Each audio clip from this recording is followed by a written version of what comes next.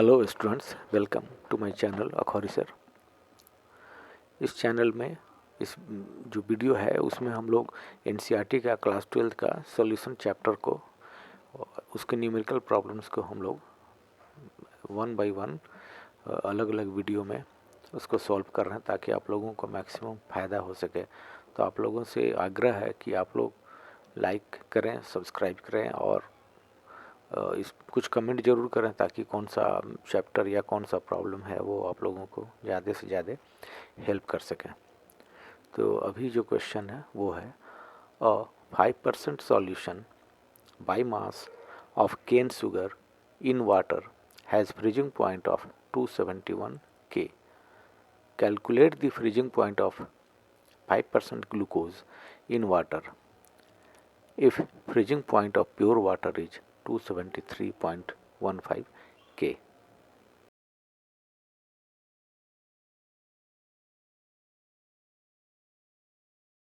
इस क्वेश्चन को बनाने के लिए हम लोगों को डिप्रेशन इन फ्रीजिंग पॉइंट उस फार्मूले को रिकॉल करना होगा। तो हम लोग जानते हैं कि डिप्रेशन इन फ्रीजिंग पॉइंट जिसको हम लोग डेल्टा TF वैसे एक्सप्रेस करते हैं is equal to freezing point of pure solvent TF naught minus freezing point of solution when non volatile solute is dissolved in it, उसको TF लिखते हैं। तो यहाँ पर टर्म्स को समझना जरूरी है। डेल्टा TF क्या चीज़ है? वो डिप्रेशन यानी फ्रीजिंग पॉइंट है। TF नॉट जब प्योर स्टेट में है कोई सॉल्वेंट तो उसका फ्रीजिंग पॉइंट, और TF है जब वो सॉल्यूशन में है यानी कि कोई नॉन वोलेटाइल सॉल्यूट इसमें डिजॉल्व है। अब फर्स्ट कंडीशन के लिए डेल्टा TF हो जाएगा यानी डिप्रेशन यानी freezing point pure solvent water का होता है फ्रीजिंग पॉइंट 273.15 K, और फर्स्ट कंडीशन में जो सॉल्यूशन है केन शुगर का उसका फ्रीजिंग पॉइंट है 271 K, यानी कि डिप्रेशन एंड फ्रीजिंग पॉइंट दोनों को माइनस करेंगे 273.15 minus 271 is equal to 2.15 K।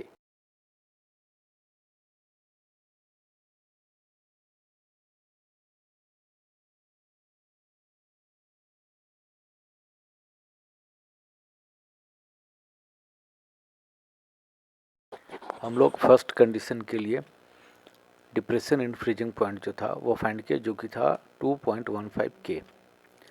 अब नेक्स्ट पार्ट में हम लोग इसको करते हैं। क्वेश्चन में है कि 5% solution by mass of cane sugar in water, it means 5 gram of cane sugar is dissolved in 100 gram of water. 5% solve by mass है इसलिए 5 ग्राम हो जाएगा सॉल्यूट का मास, और जो सॉल्वेंट है वो 100 ग्राम होगा। तो number of moles of cane sugar कितना हो जाएगा? तो हम जानते हैं कि मोल निकालने के लिए मास ऑफ द सॉल्यूट या mass of the substance divided by it's molar mass. तो मास ऑफ केन शुगर दिया हुआ है, अभी हम लोग कैलकुलेट किए 5 ग्राम।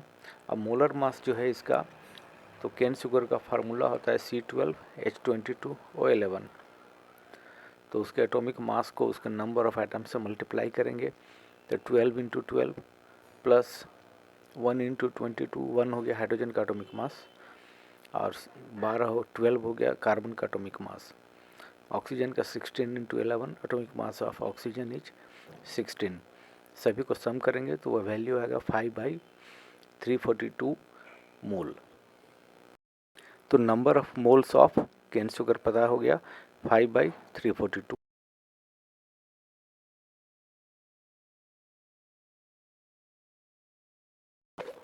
नाउ हम लोगों को मोलालिटी फाइंड करना होगा।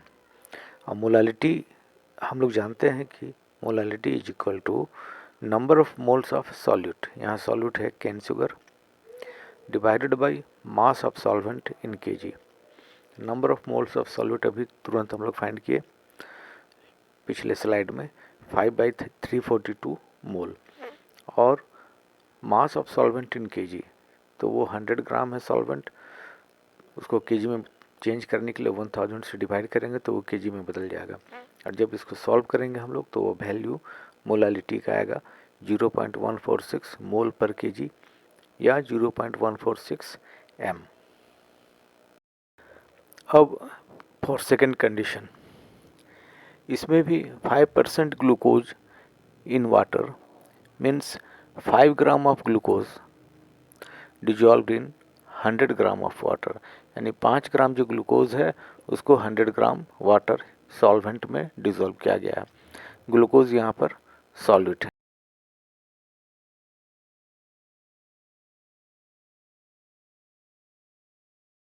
इसलिए number of moles of glucose वो हो जाएगा, जैसे कि हम लोग जानते हैं number of moles is equal to W/m, यानी mass of glucose divided by molar mass of glucose. तो मास ऑफ ग्लूकोज अभी हम लोग फाइंड किए 5 ग्राम। अब मोलर मास ऑफ ग्लूकोज उसका मोलिकुलर फार्मूला जो होता है उससे फाइंड करेंगे।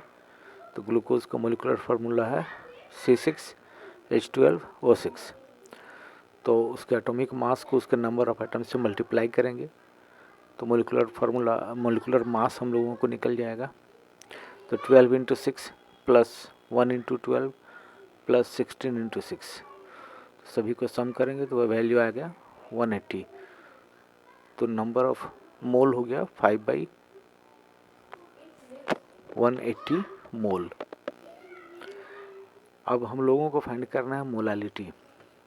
तो हम लोग जानते हैं कि molality is equal to number of moles of solute, यहाँ पर सॉल्यूट ग्लूकोज है, divided by mass of solvent in K G. Solvent यहाँ पर वाटर है। तो 5/180 डिवाइडेड बाय 100 ग्राम बाई 1000, क्योंकि वो केजी में हमको कन्वर्ट करना है इसलिए 1000 से डिवाइड करेंगे। तो वह वैल्यू आया 5/18 मोल पर केजी या 0.28 मोल पर केजी, यानी जो मोलालिटी है वो है 0.28 एम।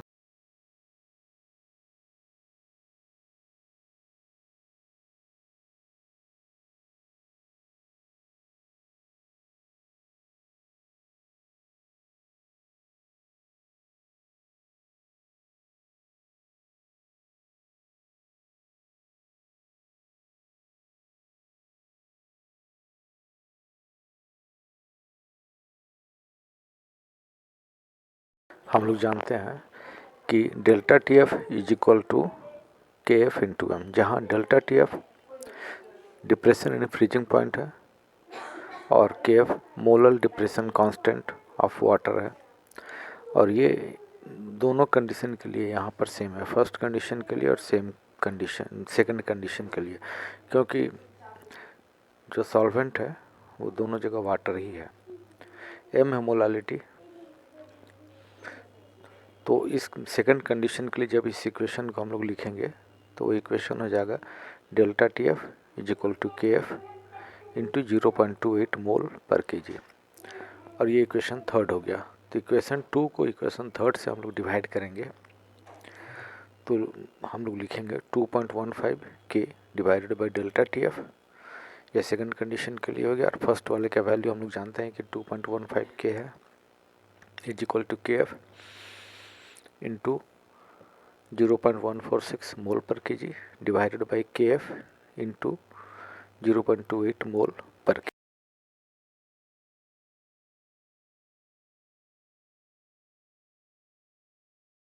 जब इस इक्वेशन को सॉल्व किए तो डेल्टा TF का वैल्यू आया 4.085 K। अब ये जो वैल्यू है सेकंड कंडीशन का, उस वैल्यू को हम लोग इक्वेशन 1 में पुट करेंगे। तो इक्वेशन 1 है delta TF is equal to TF0 minus TF, जहाँ delta TF depression in freezing point, TF0 है freezing point of pure solvent, यहाँ वाटर है, minus freezing point of solution when non volatile solute is dissolved in it. सभी value को put किया गया तो TF का वैल्यू आया 273.15 माइनस 4.085 इज इक्वल टू 269.065। तो इस प्रकार से हमारा आंसर होगा freezing point of 5% glucose in water, उस सॉल्यूशन का जो फ्रीजिंग पॉइंट होगा वो होगा 269.065 K। Thank you.